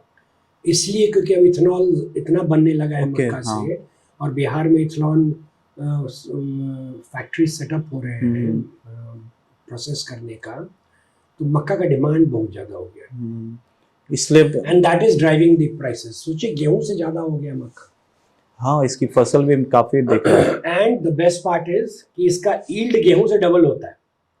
हाँ, वो बहुत। अभी लगभग हमारे गांव में लोग जो अच्छे फार्मर हैं 12 टन हिट कर रहे हैं। तो अभी एक किसान का हमने कैलकुलेट किया प्रॉफिट एंड लॉस, 72,000 रुपया उसको इस सीजन में आया मक्का Profit. से प्रॉफिट। तो मक्का गेहूं को पीछे छोड़ दिया, बहुत पीछे छोड़ दिया। गेहूं में आप भूसा का भी दाम ऐड कर दीजिएगा, फिर भी आप मक्का से बहुत दूर है। सर, और इंटरव्यू में भी देखा और मैंने रीड भी किया कि आपका स्टूडेंट्स भी काफ़ी आते हैं यहाँ पे इस चीज़ों को सीखने के लिए, और शायद यहाँ पे स्टे भी करते हैं, तो आप इंटर्नशिप करने के लिए स्टूडेंट आ रहे हैं, समर ये अपना अप्रेंटिसशिप करने के लिए यहाँ आ रहे हैं। अभी जस्ट हाल में BHU से कुछ एमटेक के स्टूडेंट्स माइक्रो इरिगेशन पर सीखने आए थे। फार्म मैनेजमेंट पे कुछ स्टूडेंट आए थे। फिर रूटीन फार्म वर्क पर इंटर्नशिप करने यहाँ आए। और पिछले 5-6 साल में अब तो धीरे धीरे हम काउंट भी लूज कर रहे हैं, 13-14 हज़ार लोग मतलब आ चुके हैं यहाँ विजिट के लिए, फार्मर्स। ओके। तो जितने लोग आते हैं तो उनको जी। एक छत के नीचे इतना सारा सिस्टम्स हम दिखाने के लिए, उनको देखने के लिए मिल जाता है। मैकेनाइजेशन, ऑटोमेशन, डिजिटाइजेशन, तरह तरह की मशीन्स, नए नए सोच तरीका काम करने का, new new practices under one roof. और आपके हमको याद है कुर्ग से कुछ फार्मर आए थे जो कि कॉफ़ी प्लांटर्स थे। चेन्नई से 2 लेडी आई थी, नया नया ज़मीन खरीदी थी, they wanted to do something. Gujarat से, MP से, इंदौर से, चंडीगढ़ से एक लड़का पूरा टेंट और बर्तन बासन लेकर आया था यहाँ, कि मैं आपके खेत पे टेंट लगा के वहीं लेबर सबके साथ काम करूँगा, काम सीखूँगा। अब तो हमारे एग्रीकल्चर यूनिवर्सिटी से स्टूडेंट्स कॉल इन करते हैं कि क्या हम आपके यहाँ आके नौकरी कर सकते हैं कि नहीं। तो हम उनको बोलते हैं कि 1 साल और दो हमको, तुम लोग को वो सैलरी देने लायक हम हो जाएं, तो maybe I will be one of the first farmers जो आके कैंपस रिक्रूटमेंट करेंगे लोगों का। 100% सर। और ये जो आते हैं बच्चे तो रहते होंगे लॉन्ग स्टे? ज़्यादातर अभी तक चूँकि लोकेलिटी में ही बच्चे हैं तो आना जाना रहता है, लेकिन हमारे यहाँ फैसिलिटी है, अगर वैसा नौबत आए तो हम मतलब stay आके भी। रुक सकते हैं। और चीज़ें भी मेरा सीख एक और सकते टारगेट है, राधा मेरी वाइफ बहुत इंटरेस्टेड है इसमें, हैं। ठीक। कि वो मतलब एग्री टूरिज्म स्टार्ट करने के लिए ओके। यहाँ पर, कि अगर चूँकि हम जब अपना प्रोडक्ट्स भेजते हैं बाहर तो बहुत सारा हमको फ़ोन इन आता है कि सीज़न टाइम में जिसमें लीची टूट रहा हो, आम टूट रहा हो, या ड्रैगन फ्रूट हार्वेस्ट हो रहा हो, या स्ट्रॉबेरी हार्वेस्ट हो रहा हो, तो उस समय क्या आके हम लोग 1-2 दिन रह सकते हैं वहाँ कि नहीं। तो ये एक नया पहलू है जिस पे सोच रहे हैं कि अगर एक रूरल एक्सपीरियंस हम लोग को दें, हार्वेस्ट के टाइम में they can take part in the harvest, fresh fruit खा सकते हैं, प्लस यहाँ एक रहने का व्यवस्था अगर कर दे, not 5 star at least 3 star standard, तो हमको लगता है this is one more economic avenue जो हम लोग एक्सप्लोर कर सकते हैं। सर 100% किसी को भी इंटरेस्ट आएगा और people are looking for it, क्योंकि बाहर निकल कर घूमना फिरना ठीक है, बट आप जब इन्वॉल्व होते हो ना तो चीज़ें इट्स वर्क। और हम लोग का फोकस रहेगा कि यहाँ के ट्रेडिशन कल्चर, हाँ। उस तरह से सारा सेटअप करे कि लोग अगर आए तो उन लोग को एंटरटेनिंग भी लगे, मन भी लगे, कंफर्ट भी रहे और रिफ्रेश होके लोग जाएं एक रूरल मतलब सराउंडिंग से। एक चीज तो फैक्ट है कि आप हम इंडियंस कितने भी मॉडर्न हो जाए, लेकिन वो जो गांव में आने के बाद जो खुशबू जो आता है ना,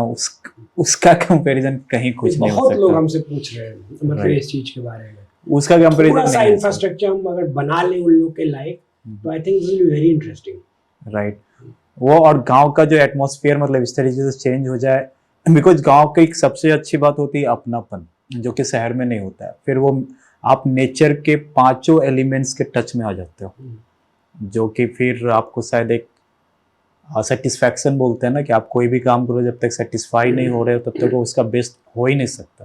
तो दैट्स ऑल अबाउट द मतलब उसमें सेटिस्फैक्शन। थोड़ा सा बिहारी कुजीन, थोड़ा बिहारी Right. कल्चर, थोड़ा कुछ उस टाइप का कल्चरल प्रोग्राम्स बना दे आई थिंक जी। फैंटास्टिक। बहुत बहुत बहुत अच्छा बाहर में ये लोग कर रहे हैं। कर रहे हैं, हम जान रहे हैं। हाँ। मेरे बहुत सारे जान पहचान के फार्मर्स पुणे वगैरह में कर रहे हैं। राइट, बैंगलोर में ये सब जगह कभी कभी हमें भी मौका मिला था।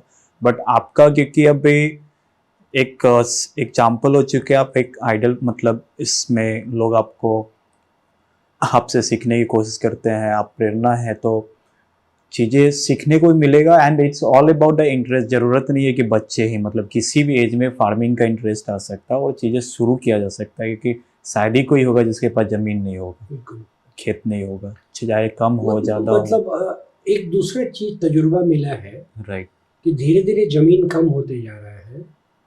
अगर हम ग्रैंडफादर के समय से देखें, फादर के समय से देखें, हमारे समय से गवर्नमेंट पॉलिसी, सीलिंग एक्ट, सब कुछ, लेकिन इनकम बढ़ते जा रहा है।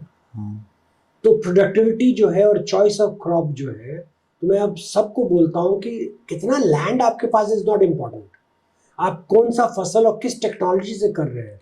मेरा मानना है कि 2-3 बीघा में भी आप कंफर्टेबल बहुत अच्छा इनकम कर सकते हो। राइट, अगर मान लीजिए 8 लाख 10 लाख एक बीघा में हो जाए, 30 लाख रुपए आपको 3 बीघा 4 बीघा में पैसा आ जाए, जो आप नौकरी करने के लिए जाते हैं उससे मच बेटर है। उतना जमीन आपके पास है गांव में, लेकिन आप फिर भी प्रेफर कर रहे हैं कि चपरासी का नौकरी, प्यून का नौकरी, एक गार्ड का नौकरी, या ओला चलाने के लिए आप तैयार हैं और घर में आपके पास जमीन है। लोग के पास बागीचा है, मैं बोलता हूँ उनको कि ये एटीएम है आपका, ऐसे पड़ा हुआ है, जरा सा इसको ध्यान दीजिएगा, पैसा उगलना शुरू करेगा। हमारे गांव में तो बहुत लोग अब फॉलो करना शुरू कर दिए हैं और बड़ा खुशी मिलता है when the small marginal farmers मिल के, ग्रुप बना के और काम कर रहे हैं और अब उनको चस्का लग रहा है कि अरे खेती में बहुत आमदनी है। कौन बिजनेस है जिसमें आप 1 रुपया लगाएंगे और 3 आएगा वापस, खर्चा काट के 2 अगर आपको बच रहा है। I don't think any business can give that. तो इस पे टैक्सेस का भी झंझट है या सब्सिडी? एग्रीकल्चर में there is no income tax, कुछ भी नहीं, सब no, profit. Zero income tax. जिस दिन सरकार लागू करेगी income tax, I will be the first to pay income tax. तो ये हमारा मतलब लक है कि अभी एग्रीकल्चर पे इनकम टैक्स नहीं है। राइट। और जो आप डायरेक्ट मतलब कुछ भी बेच रहे हो, डायरेक्ट व्यापारी कंपनी किसी भी तरीके का कुछ भी नहीं, कोई टैक्स, कोई जीएसटी, किसी नहीं। कोई चीज। मान लीजिए अगर हम एज अ फार्मर बेच रहे हैं, वंस हम एक फर्म बना लेंगे, एक लोगो बना लेंगे, फैक्ट्री बना लेंगे, तब तो फिर जीएसटी बाकी सब चीज तो लागू हो गए। लेकिन अगर हम लोकली सब कुछ बेच रहे हैं, किसी कंपनी को हम सेल ऑफ कर रहे हैं as an individual farmer, okay, तो अभी हम मतलब सारे झंझट से बचे हुए हैं।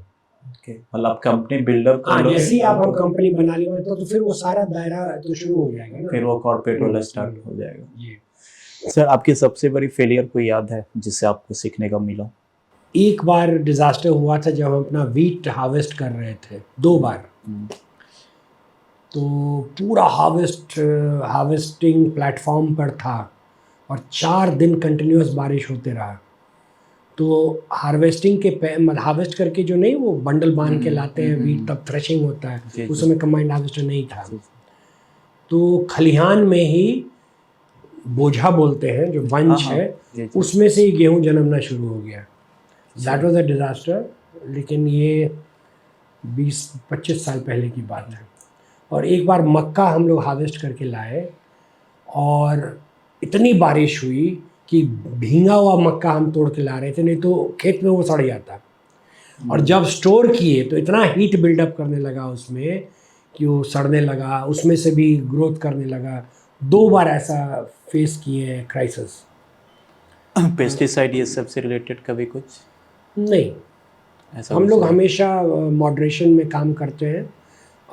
मतलब ऑर्गेनिक मैटर भी चाहिए, पेस्टिसाइड भी यूज़ करेंगे, फर्टिलाइज़र भी यूज़ करेंगे, लेकिन उसका एक स्टिपुलेटेड डोज है, ओवरडोज नहीं करना। रेजिडुअल एक पीरियड होता है, हार्वेस्टिंग उससे पहले नहीं करना। इसको गैप बोलते हैं ना, गुड एग्रीकल्चरल प्रैक्टिसेस, GAP। तो we try and follow that. Okay. Crop rotation, leaving the land fallow, doing leguminous crops बीच में, crop rotation, green manuring. Dairy है घर पर, अपने यूज़ के लिए कमर्शियली अब नहीं करते हैं, तो बारी बारी कंपोस्टिंग करना, या अगर मक्का हार्वेस्ट किए हैं तो उसके ट्रैश को, अगर कंबाइंड हार्वेस्टर यूज़ कर रहे हैं, उसके ट्रैश को इनकॉर्पोरेट करना। जैसे केला लगाए हुए हैं, जब एक खेत से ख़त्म करके दूसरे खेत में जाएंगे तो सारा, can you imagine that amount of organic matter को हम प्लाउ करके ज़मीन में मिला देते हैं, तो कितना इनरिच होता है वो सॉइल। ये प्रैक्टिसेस बहुत इंपॉर्टेंट है। ये नहीं कि ब्लाइंडली आप फर्टिलाइज़र दिए जा रहे हैं, कंपनी कर रही है 1/2 ml यूज़ करने के लिए पर लीटर, आप 3 ml दवा डाल रहे हैं, ये सब प्रॉब्लमेटिक है। सर, और एक GM क्रॉप्स का क्या इंटेक है? पहले ये होता क्या, ये थोड़ा सा आप समझाओ तो। जेनेटिकली मॉडिफाइड क्रॉप का मतलब होता है कि आप जीन स्प्लाइसिंग के थ्रू किसी क्रॉप में आप एक ऐसा चेंज लाते हैं कि वो खुद अपने आप को किसी डिजीज से प्रोटेक्ट करने लगे। ओके। सारा प्रोटीन का खेला है। जैसे अगर हम ब्रिंजल का एग्जांपल लें तो बीटी ब्रिंजल जो है, उसमें एक ऐसा जीन डाल दिया गया है कि जब उसका स्टेम बोरर ब्रिंजल का प्लांट को बोर करता है, उसको डिस्ट्रॉय कर देता है, तो उसमें एक ऐसा प्रोटीन है कि व्हेन दैट कैटरपिलर ईट्स, तो वो जब उसके शरीर में जाता है तो उसके पूरे मेटाबॉलिक सिस्टम को वो डिस्ट्रॉय करना शुरू कर देता है। तो इससे क्या होता है कि वो कीड़ा लगता ही नहीं है उसमें। और मेरा मानना है ब्रिंजल इतना पॉइजनस, बैगन इतना पॉइजनस कोई क्रॉप नहीं हो सकता है जो हम और आप खरीद के खाते हैं। हम तो नहीं खाते हैं खरीद के। अप्रॉक्सीमेटली एवरी टाइम आप हार्वेस्ट कीजिएगा brinjal, that is every alternate day, तो लोग हार्वेस्ट करता है, स्प्रे करता है, हार्वेस्ट करता है, स्प्रे करता है। अगर स्प्रे नहीं करेगा, कमर्शियली वायबल ही नहीं होगा वो क्रॉप। और ये चीज़ हम टॉलरेट कर रहे हैं। लेकिन बीटी ब्रिंजल जो इस प्रॉब्लम को सॉल्व कर दिया, जो कि इंडिया अडॉप्ट नहीं किया और बांग्लादेश ने ले लिया, बीटी ब्रिंजल अभी बांग्लादेश में हो रहा है। और हम लोग जब किसानों का स्टोरी सुनते हैं तो they are doing wonders. India नहीं अलाउ किया बीटी ब्रिंजल, जहर खाना अलाउ किया है, लेकिन उसका सलूशन को अलाउ नहीं किया। इसी तरह अगर हमारे टाल को देखिएगा, मोकामा टाल, मतलब it has the capacity to feed dal to whole of India and export also. और बिगेस्ट प्रॉब्लम क्या है, मसूर लेंटल जो है उसका विल्टिंग, वो सूख जाता है।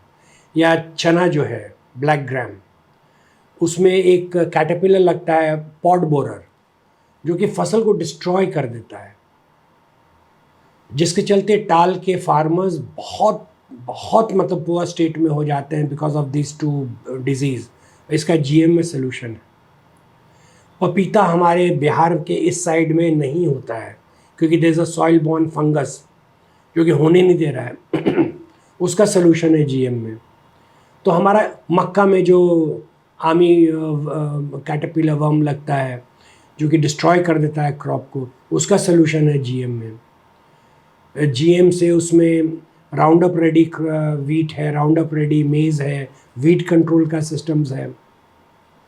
तो आई डोंट नो व्हाई गवर्नमेंट जो है इंडिया में एवरीथिंग मॉडर्न आ रहा है, चाहे मोबाइल में हो, रॉकेट साइंस में हो, मार्स हो, मून पर जाना हो, मतलब एवरीथिंग अल्ट्रा मॉडर्न, चाहे अपना jet engine develop, everything modern हो रहा है।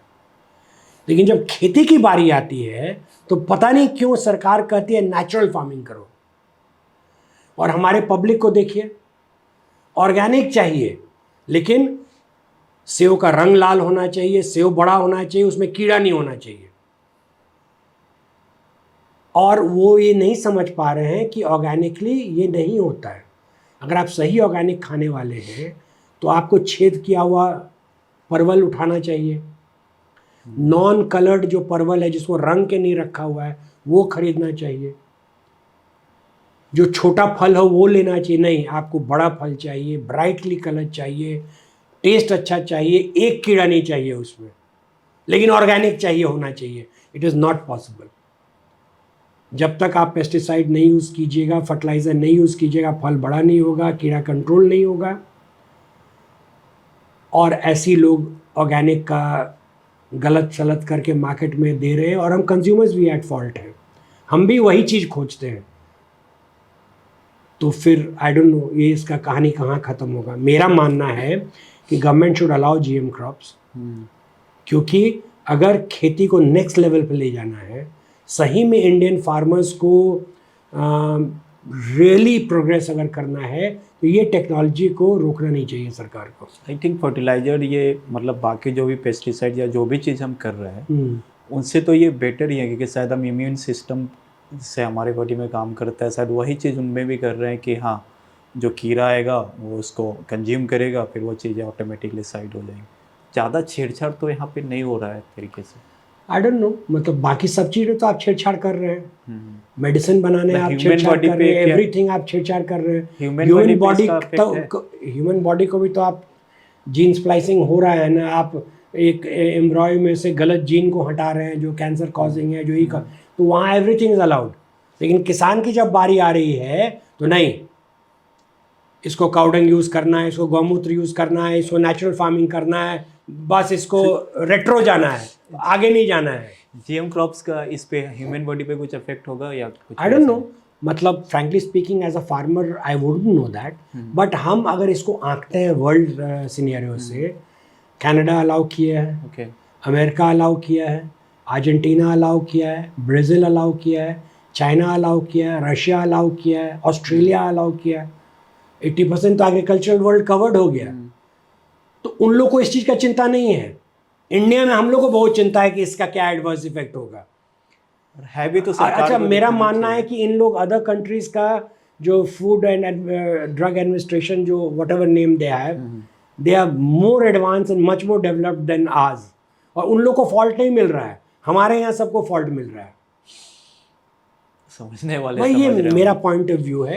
38 साल से हम खेती कर रहे हैं और हम अपने हाथ से खेती करते हैं। आई एम मतलब हैंड्स ऑन फार्मर। हम रिमोट से नहीं काम कर रहे हैं, I am on the field. जो चीज़ रिमोट से काम कर रहे हैं वो फील्ड पर रिमोट से हो रहा है, लेकिन I am still on the field. और मुझे लगता है कि आप फार्मर्स को ये अल्टीमेट टेक्नोलॉजी डिनाई करके आप बहुत बड़ा अन्याय कर रहे हैं। और वो दूसरा 3 फार्म लॉज को आप रिटर्न करके इतना बड़ा डिसर्विस फार्मर्स को नहीं हुआ है आज तक, because that would have been the next level farming का। लेकिन हम लोग वंचित रह गए उससे। Whatever be the compulsion, political compulsion, you withdraw हुआ 3 फार्म लॉज, लेकिन I think that was not in the interest of the farmers. My take. तो सुसाइड का सबसे बड़ा रीजन फार्मर्स का? आई डोंट नो, हमको I was very fortunate to be invited by हमारे ex president जो हैं प्रतिभा पाटिल जी। उनके यहाँ एक बहुत बड़ा एक कॉन्फ्रेंस हुआ था जिसमें सिर्फ गवर्नर्स, एग्रीकल्चर मिनिस्टर्स और vice chancellors of agriculture universities invited. उसमें हम लोग 2 फार्मर्स थे, एक राजस्थान के फार्मर थे, एक हम थे जो वे इन्वाइटेड टू राष्ट्रपति भवन। और topic was why developed states में सुसाइड ज़्यादा होते हैं और अंडर डेवलप्ड स्टेट्स में सुसाइड नहीं होते। अंडर डेवलप्ड स्टेट्स उस समय we meant Orissa, Bengal, Bihar, eastern UP parts. यहाँ सुसाइड्स के उतने मामले नहीं होते जितने पंजाब, महाराष्ट्र, गुजरात या तमिलनाडु में होते हैं। तो पूरा फोकस इस कॉन्फ्रेंस का वही था। और my take on that is कि a lot of loans that are taken, मतलब इस सब स्टेट्स में हाई एंड फार्मिंग के लिए, इसलिए आपको फाइनेंस और चाहिए। और वहाँ अगर कोई दिक्कत आ जाता है तो it is a very big disaster to manage, and that is a cause for farmer suicide, क्योंकि फिर उतना बड़ा ऋण को पे बैक करना, मैनेज करना मुश्किल हो जाता है। But on the other hand, a lot of farmers farming के नाम पर लोन लेके और लग्जूरियस स्पेंडिंग कर रहे हैं। मोटरसाइकिल खरीद रहे हैं या शादी करवा रहे हैं या घर बना रहे हैं, जिसको खेती से वास्ता नहीं है, और फिर वहाँ अगर डिफ़ॉल्ट कर जाते हैं तो फिर ये प्रॉब्लम होता है। तो हम ये नहीं कहेंगे कि जितने फार्मर सुसाइड है सब हो रहे हैं क्योंकि कृषि फेल कर रहा है। कृषि नहीं फेल कर रहा है, एट सर्टेन पॉइंट फार्मर्स भी फेल कर रहे हैं in choosing what to do.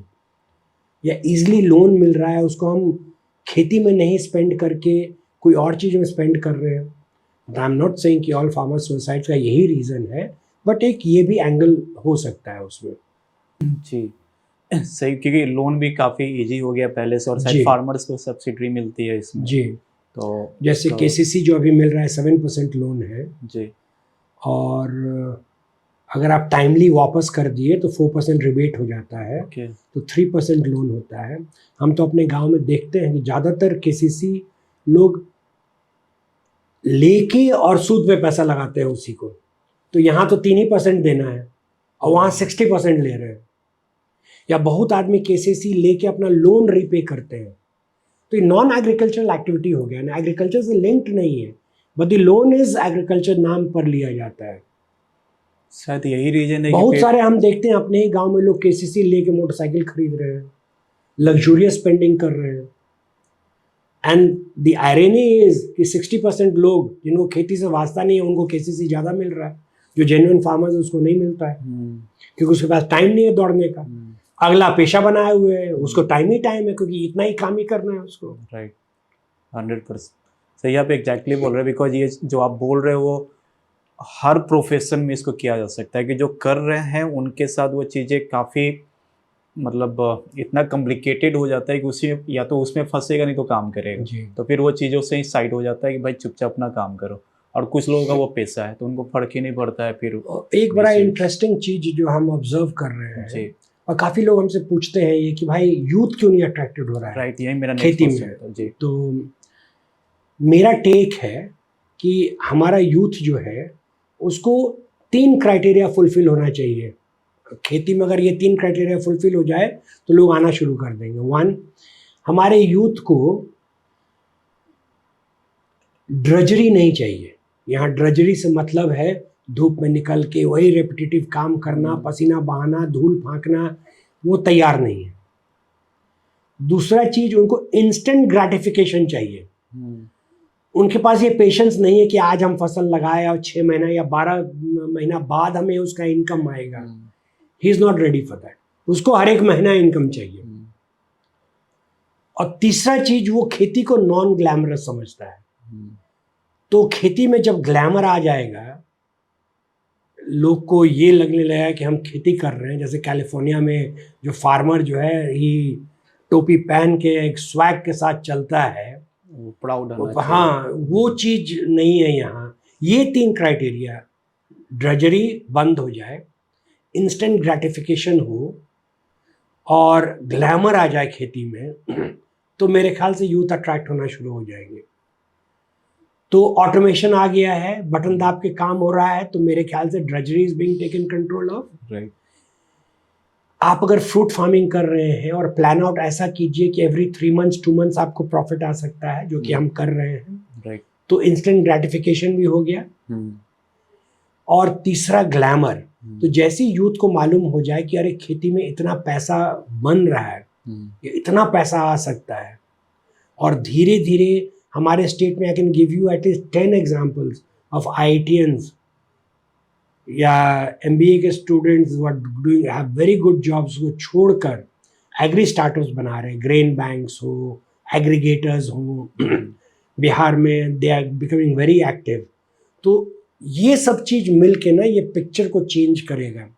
आज भी अगर हमारे देश में खेती को हीन दृष्टि से देखा जाता है, एज अ मतलब एज अ नो चॉइस है इसलिए खेती कर रहा है, या खेती को बहुत मतलब दीन दृष्टि से देखा जा रहा है, तो हमको लगता है कि ये चीज़ जब बदलने लगेगा, ये बाकी चीज़ों से मिलने पर, तब जो है यूथ जो है वो अट्रैक्ट होना शुरू होगा। और ये दिस इज स्टार्टेड, और हम तो महसूस कर रहे हैं एक रेवोल्यूशन क्रिएट हो रहा है बैकग्राउंड में, और बिहार में जितना डाइवर्स है agriculture, so Bihar is going to explode on to the national scene, उसका एग्रीकल्चरल ग्रोथ रेट आप देखिएगा।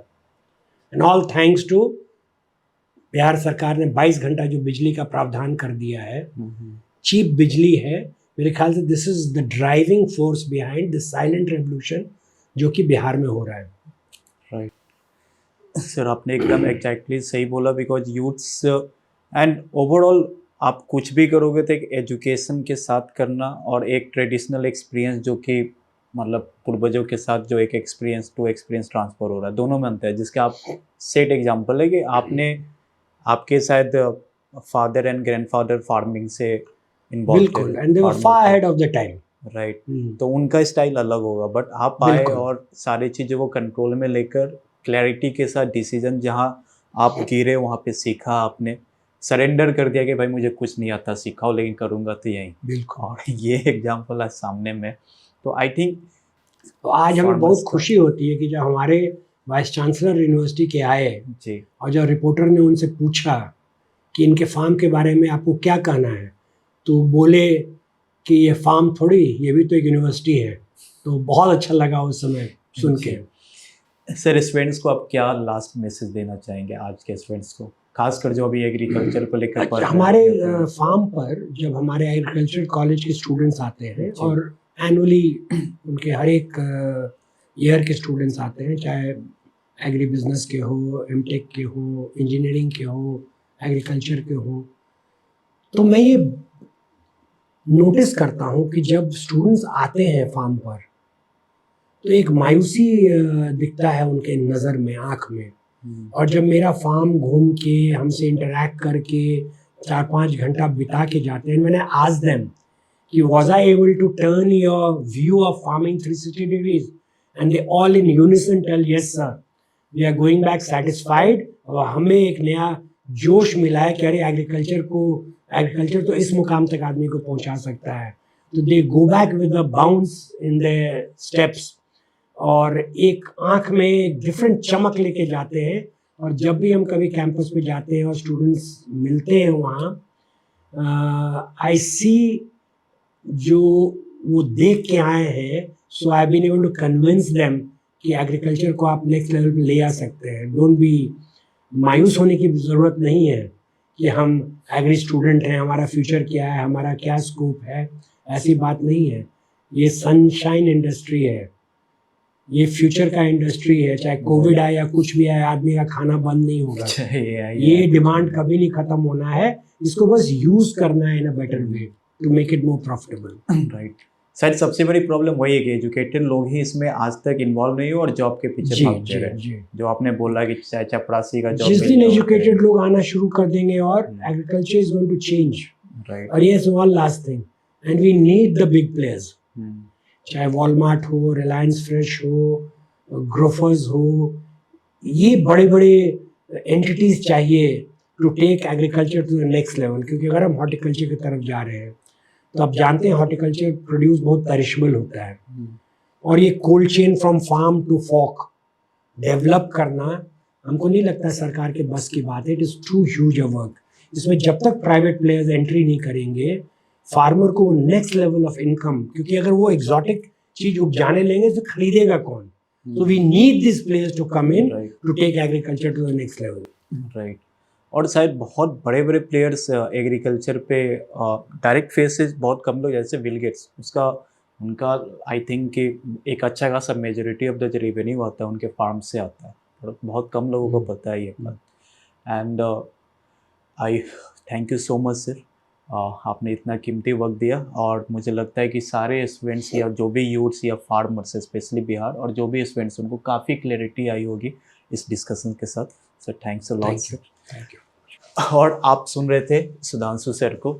आई होप कि आपको बहुत क्लैरिटी आ चुकी होगी इस वीडियो के लास्ट तक अगर आपने देखा है तो। और एग्रीकल्चर में अगर आप अपना करियर शुरुआत करना चाहते हैं तो हमारा 10 पॉइंट चैप्टर से यही है कि हम हर एक इंसान के डिफरेंट चैप्टर्स को दिखा सके। तो आपने यहाँ पे स्टूडेंट लाइफ से लेकर और अभी तक के लाइफ के सुधांशु सर का, आपने उनके थ्रू ही हमने काफ़ी मुद्दों पे बात की और उनके सक्सेस को भी देखा। उन्होंने एक जिद पाला, उस जिद और डिसीजन प्लस क्लैरिटी, तो आपका हर एक सक्सेस पर्सन में ना कुछ चीज़ें जो मैं बार बार रिपीट कर रहा हूँ कि क्लैरिटी की होनी काफ़ी इंपॉर्टेंट है। प्लस हर चीज़ को रैट रेस बनाने की ज़रूरत नहीं है। सर के पास ना खेती का नॉलेज था और पेरेंट्स भी सपोर्ट में नहीं थे, बट ही इज़ नाउ आप सबके सामने। सो मिलते हैं नेक्स्ट वीडियो में। अगर वीडियो आपको अच्छा लगे तो kindly share it, like it, इससे हमें मोटिवेशन मिलता है। और थैंक यू सो मच।